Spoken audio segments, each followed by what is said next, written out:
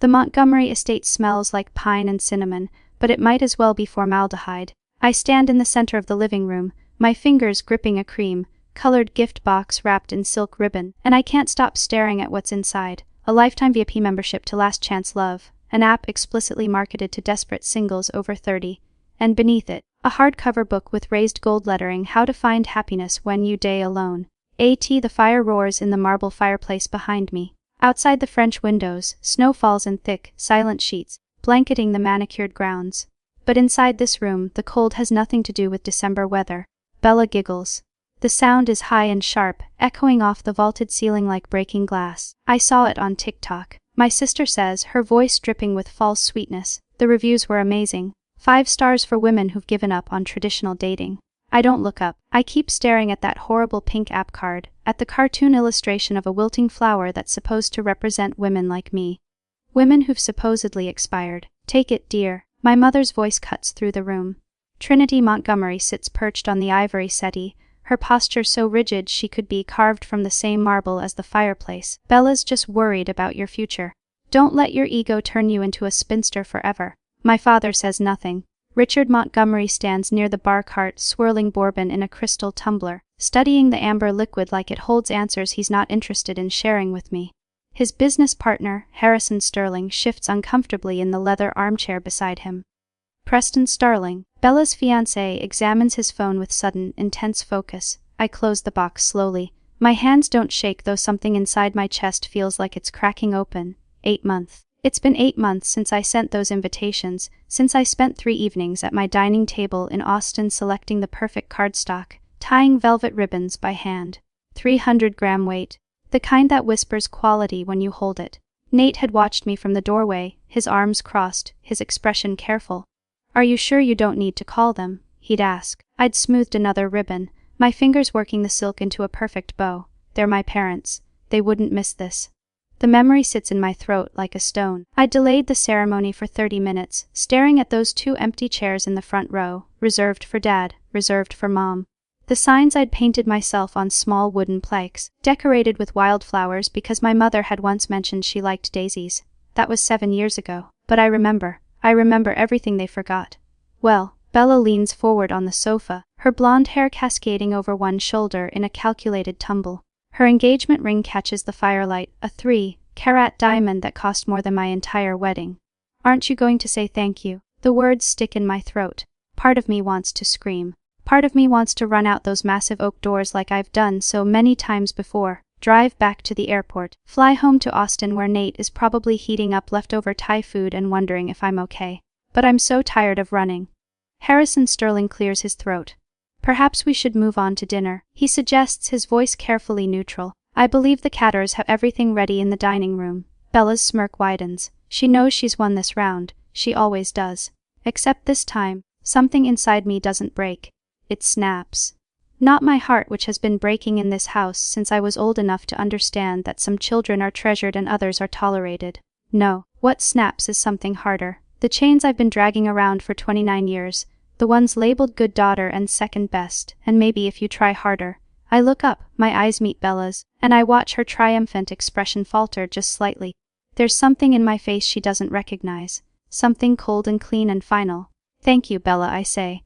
My voice comes out smooth, almost pleasant. "I'll keep this very carefully." I tuck the box under my arm, holding it against my ribs like evidence. Because that's exactly what it is. Trinity frowns. "Caroline, don't be dramatic. It's just a thoughtful gift." "Oh, I know." I smile. The expression feels strange on my face, like I'm wearing someone else's mouth. "It's very thoughtful, very valuable." Richard finally looks at me, his gray eyebrows drawing together. "Caroline, it's a warning." The same tone he used when I was 16 and suggested that maybe, just maybe, Bella shouldn't get a BMW for her first car when I'd received a 10-year-old Honda.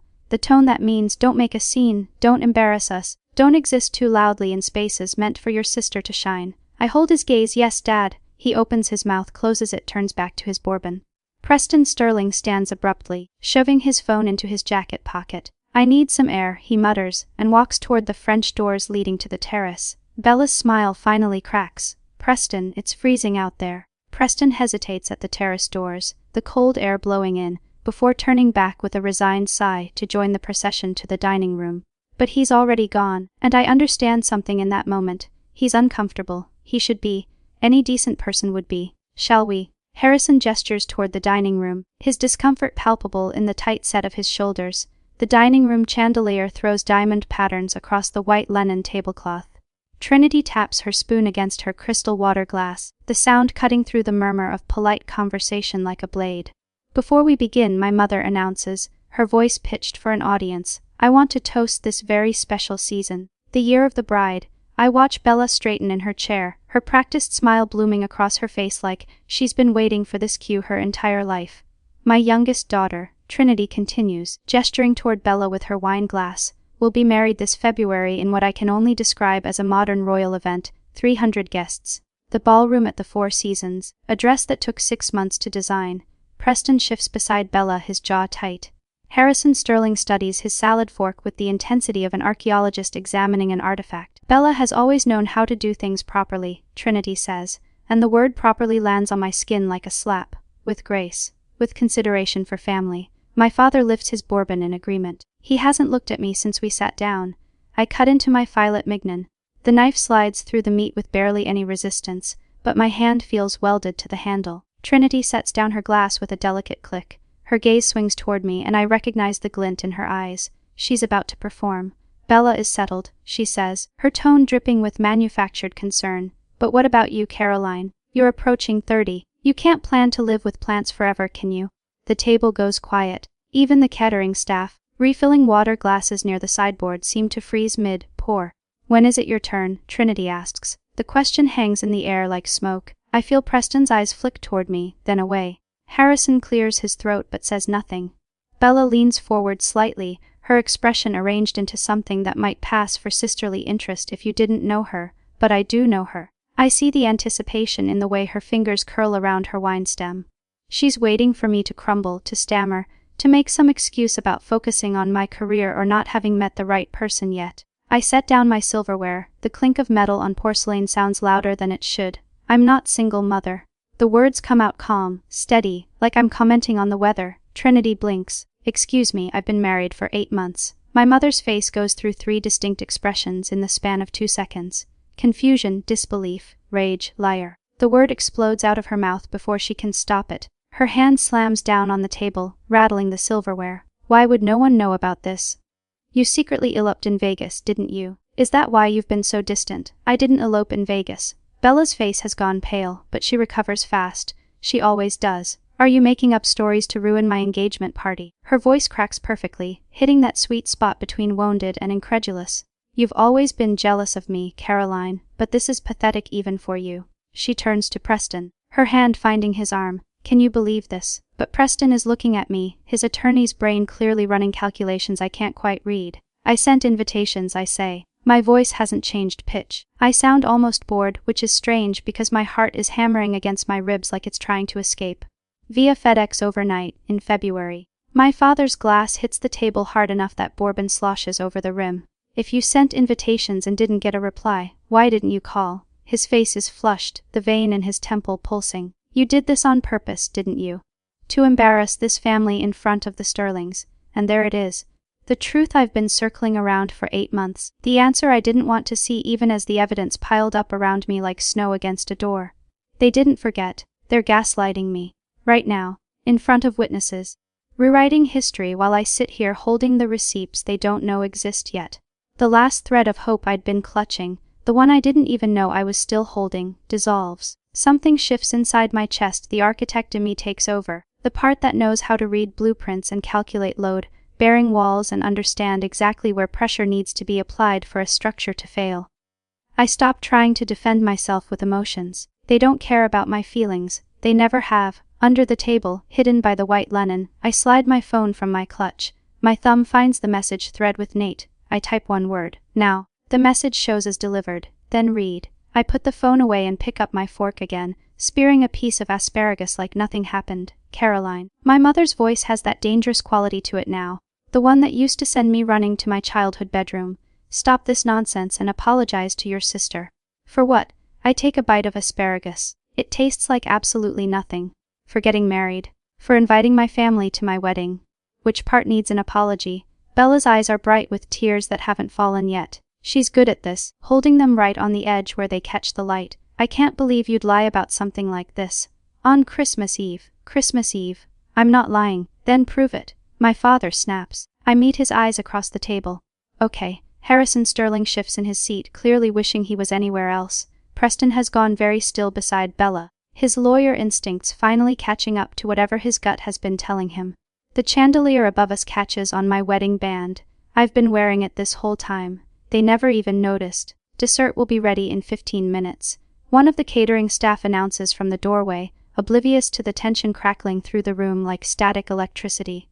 My phone buzzes once against my thigh. A text from Nate, system accessed, ready when you are, any tonight. I look up at the 85-inch smart TV mounted above the fireplace in the adjoining sitting area, currently displaying a digital fire log that mirrors the real fire burning below it. Actually, I say, standing up from the table, I think we should skip dessert tonight. I walk toward the TV, my heels clicking against the hardwood floor. There's something everyone needs to see. Caroline, sit down. My mother's voice has taken on that edge, the one that used to make me shrink into myself, desperate to be smaller, quieter, less troublesome. Not tonight. I stop in front of the TV, my back to the room. You always believe Bella unconditionally. My voice sounds strange to my own ears, calm, almost conversational. But have you forgotten what my husband does for a living? Silence. I turn to face them. Nathaniel Vance, senior cybersecurity analyst. He works for a firm that protects Fortune 500 companies from data breaches. Trinity's mouth opens, closes, opens again. I don't see what that has to do with anything, don't you? I pull my phone from my clutch, holding it up so they can see the screen. 3 letters glow there now. Sent 18 minutes ago. Delivered. The TV screen behind me flickers. Bella's head snaps up, her tears forgotten. What are you doing? The virtual fire log cuts out. The screen goes black for exactly 2 seconds. Then it lights up again, displaying something entirely different. A computer desktop. Blue background. Neat rows of folders. Remote access activated appears in the corner in small white text. What is this? Richard's voice has gone hard. Turn that off. I designed the electrical system for this house. I keep my tone pleasant, almost chatty, like I'm discussing the weather. Did you know that? You hired me fresh out of grad school, paid me in exposure and family discount rates. I installed every smart system, every camera, every sensor. I turn back to the screen, watching as the cursor moves without anyone touching it. Nate, working from our home office in Austin, his fingers flying across keys 2,000 miles away. The admin password was never changed. I continue. I recommended you change it, remember? I sent that email, twice. Harrison Sterling leans forward, his expression caught between fascination and horror. Preston has gone very still beside Bella, his lawyer brain clearly working through implications. This is illegal. Bella's voice cracks. Not with tears this time, with panic. Actually, it's not. I don't look at her. I'm the system administrator on record. I have full legal access. Nate is simply helping me retrieve my own files. Trinity stands up, her chair scraping against the hardwood. What files? The cursor on the screen moves to a folder. The label makes Bella gasp. Project. Truth. When you dismissed my career as playing with plants, I say quietly, you forgot I'm an architect. Architect's plan. We think 3 steps ahead. We build systems designed to last. My father's face has gone red. You had no right to put cameras in our home without telling us. I told you. My voice stays level. I gave you a 40-page manual. You signed off on everything. There's a camera at the front door, one at the side entrance, one covering the driveway, all disclosed, all legal, all recording to a professional NVR system in your wine cellar. What's an NVR system? Trinity's voice sounds smaller now. Network video recorder. I finally turn to look at her. It's not cloud storage that deletes after 6 months. It's physical hard drives, professional grade, data retention for 2 years. I watch the color drain from Bella's face. She understands. She's already doing the math, counting backward through months. You're bluffing, she whispers. I turn back to the screen. The cursor hovers over the folder. Do you remember February 12th, Bella? I ask. My voice sounds almost gentle. It was a Tuesday, cold. You were wearing your cream cashmere coat. The FedEx driver arrived at 10:50 am. Stop it. Bella's voice rises. Mom, make her stop. The package was blue. I continue. Express overnight. 4 velvet boxes inside, wrapped in ivory ribbon. My wedding invitations. Preston's head turns toward Bella, slowly, like he's seeing her for the first time. Turn it off, Bella screams. Mom, make her turn it off. But Trinity is frozen, her hand still pressed to her throat, her eyes locked on the screen. It's too late anyway.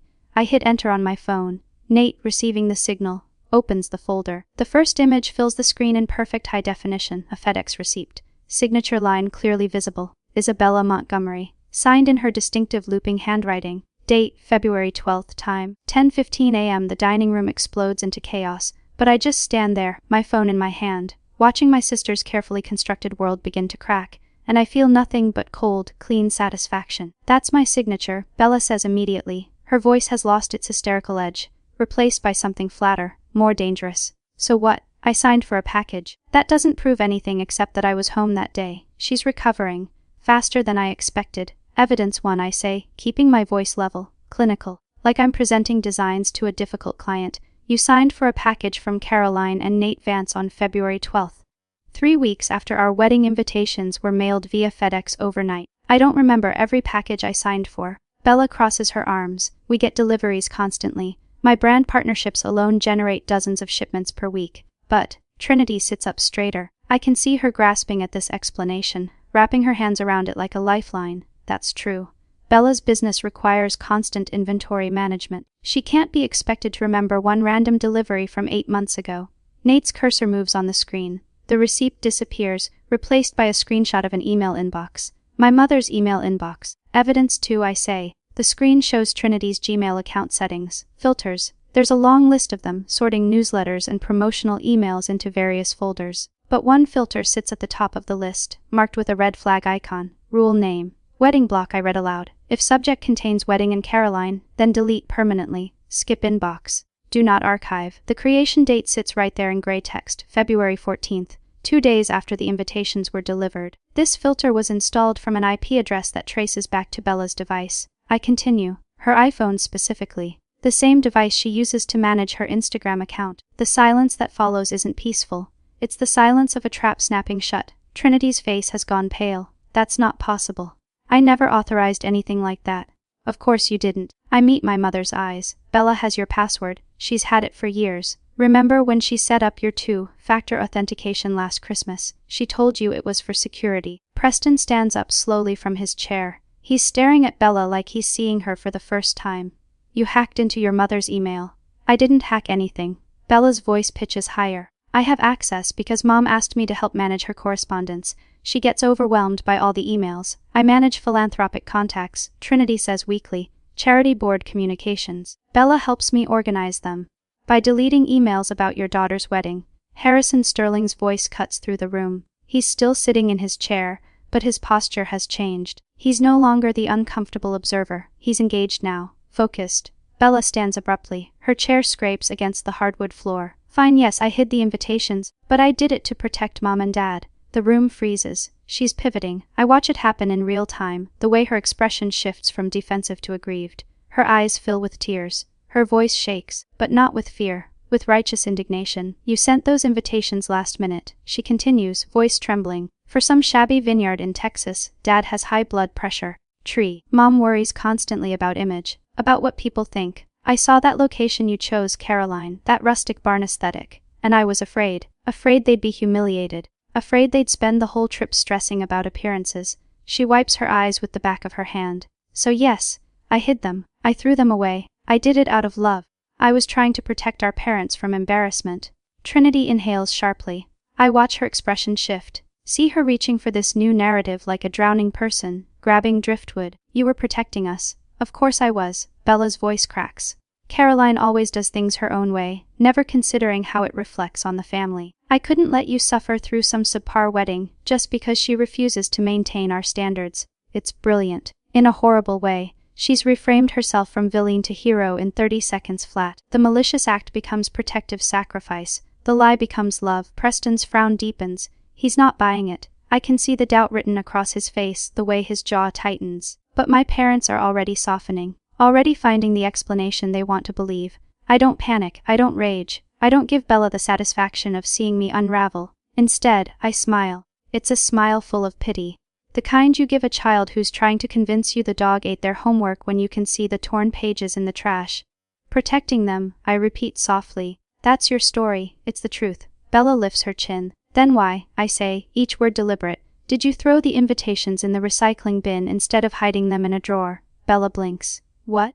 If you were protecting Mom and Dad, if you were worried about their feelings, you would have hidden the invitations somewhere safe. Somewhere you could retrieve them later if needed.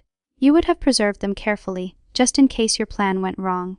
I gesture to the screen where Nate has already queued the next file. But you didn't do that. Did you? Preston turns to look at Bella. Really look at her, did you? I was upset, Bella says quickly. I wasn't thinking clearly. That's interesting, I say, because the video footage suggests you were thinking very clearly. I nod to the screen. Nate clicks play. The video quality is stunning. Crystal clear footage from the front door camera, the one mounted above the entrance with a perfect view of the porch and driveway. The timestamp reads February 12, 10:14 a.m. The FedEx truck pulls into frame. The driver climbs out, carrying a blue package. He rings the doorbell. Bella appears 30 seconds later. She's wearing yoga pants and a cropped hoodie, her hair in a high ponytail. She smiles at the driver, signs the tablet, accepts the package. The driver leaves. Bella looks down at the package. I watch her read the return address label. Caroline and Nate Vance. Her expression changes. The smile vanishes. Something cold and sharp takes its place. She doesn't look worried. She doesn't look protective. She looks furious. Bella glances around, checking if anyone's watching. Then she walks to the side of the house where the recycling bins sit behind a decorative lattice screen. She doesn't hesitate, doesn't pause, doesn't open the package to check the contents. She just hurls it into the bin like she's throwing out garbage. The 4 velvet boxes I'd wrapped so carefully probably crushed on impact. The invitations I'd lettered by hand likely bent and creased. She doesn't look back, just wipes her hands on her pants and walks inside. The video ends. The dining room stays silent. Even the fire in the hearth seems to hold its breath. Preston's face has gone blank, carefully, deliberately blank. The expression of someone watching their entire future collapse. There's your protection, I say quietly. There's your love. The dining room holds its breath. I watch Preston's face cycle through expressions too fast to name: confusion, realization, disgust. He stands so abruptly his chair scrapes against the hardwood floor, the sound sharp enough to make my mother flinch. You threw your sister's wedding invitations in the trash. His voice is quiet, which somehow makes it worse.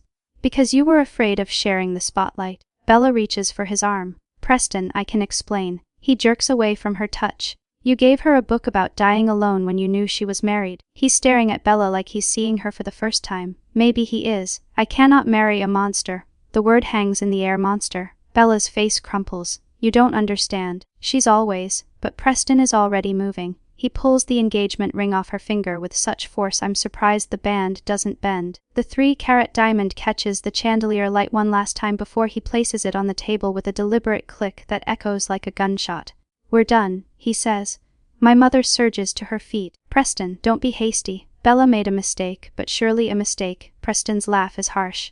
Mrs. Montgomery, your daughter committed male tampering. She sabotaged her own sister's wedding. She lied to my face for 8 months. He shakes his head. I wanted to marry into a family with integrity. Clearly, I was mistaken about what I'd find here. Harrison Sterling rises beside his son, his expression carved from granite. He turns to my father, who hasn't moved from his seat, whose face has gone the color of old newspaper. Richard. Harrison's voice carries the weight of 40 years in business. I've always believed that a man who cannot manage his household cannot manage a business. My father's bourbon glass pauses halfway to his mouth. Your daughter is deceitful. Harrison gestures toward Bella. Your wife enables her. He looks at my mother, whose mouth opens and closes soundlessly. And you are irresponsible. His gaze settles back on my father. The merger project next month. Consider it cancelled. Sterling Group will not do business with the Montgomery family. The words land like physical blows. I watch my father's face drain of what little color remained. That merger was supposed to be his crowning achievement, the deal that would cement his legacy. $50 million in contracts. A partnership that would have doubled his company's reach. Gone. Harrison, please. My father finally finds his voice. We can discuss this privately. Surely, there's nothing to discuss. Harrison places his hand on Preston's shoulder. We're leaving. Bella explodes from her chair. This is your fault. She whirls on me, her face twisted with rage. You ruined everything. I'll destroy you. I'll tell everyone what you did, how you manipulated. No. The word comes out soft, but it stops her mid-sentence. I stand slowly, smoothing my dress. You won't. Watch me. Bella's voice climbs toward hysteria. I have 2 million followers. I know Massachusetts law prohibits secret audio recording. I keep my voice level, conversational, so the video of tonight's dinner stays private. I won't publish it. Bella's expression shifts toward triumph, thinking she's found an escape route. However, I pause, letting the words settle. The CCTV footage of you dumping that FedEx package, that's evidence of federal mail tampering. Title 18 United States Code, Section 1708, up to 5 years in federal prison. The color drains from Bella's face. If you dare speak one lie about me on social media, that video and a lawsuit go straight to the police and your brand's sponsors. I tilt my head, studying her. I wonder how Dior and Cartier will feel about their ambassador being investigated for federal crimes. Bella collapses back into her chair. The sound that comes out of her isn't quite a sob, isn't quite a scream. It's the sound of someone's carefully constructed world imploding. My mother sits frozen, her hands clutched in her lap. My father stares at the table like the wood grain holds answers. I reach for the cream-colored gift box, the one containing that horrible app membership, and that cruel book that I put on the table. I pick it up with both hands and walk around the table. Bella flinches when I approach, like I might hit her. I place the box directly in front of her, right next to Preston's abandoned engagement ring. Keep it, I say. You need it more than I do now. The words taste like freedom. I turn toward the Harrison and Preston are already in the foyer, collecting their coats. As I pass Harrison, he gives me a single nod. Respect, maybe, or approval, it doesn't matter which. Behind me, I hear my mother's voice, thin and desperate. Caroline, wait, we can. But I'm already walking, through the foyer, past the marble staircase where Bella and I posed for Christmas photos as children, through the massive oak doors that close behind me with a final, definitive thud. The December air hits my face like cold water. Clean, sharp, real. My Uber is waiting at the bottom of the circular drive, exhaust puffing white in the freezing air. I climb into the back seat, and the driver glances at me in the rearview mirror. Logan Airport, I confirm. As we pull away, I allow myself one look back at the Montgomery estate. Every window blazes with light, but from here, it looks empty, a beautiful shell with nothing living inside. I pull out my phone and video call Nate. His face fills the screen, and the knot in my chest finally begins to unwind. His hair is messy, like he's been running his hands through it. His eyes search mine. Is it done? He asks. It's done. Mom's heating up soup for you. His smile is soft, warm, everything that house wasn't. Let's go home.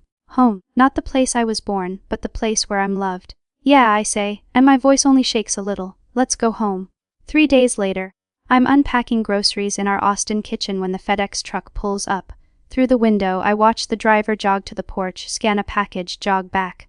The box sits there on the welcome mat, square and flat. I know what it is before I open it. I can practically smell my father's desperation through the cardboard. Inside, a check, a $50,000. The number seems obscene, written in my father's careful architect's print. The note is brief, typed on his business letterhead like this is just another transaction. I'm sorry, please stay silent about the contract. I stand there in my kitchen, holding $50,000, and I think about the girl who would have cashed this check, the one who showed up on Christmas Eve still hoping, the one who saved their chairs at her wedding. She's gone. I tear the check in half, then quarters, then confetti. My phone is already in my hand. I arrange the pieces on the granite counter, photograph them, open the family group chat. 3 people, Mom, Dad, Bella. I type. I don't sell my silence. I'm gifting it to you for free as a parting gift. Do not contact me again. My thumb hovers over the send button for maybe 3 seconds. Then I press it.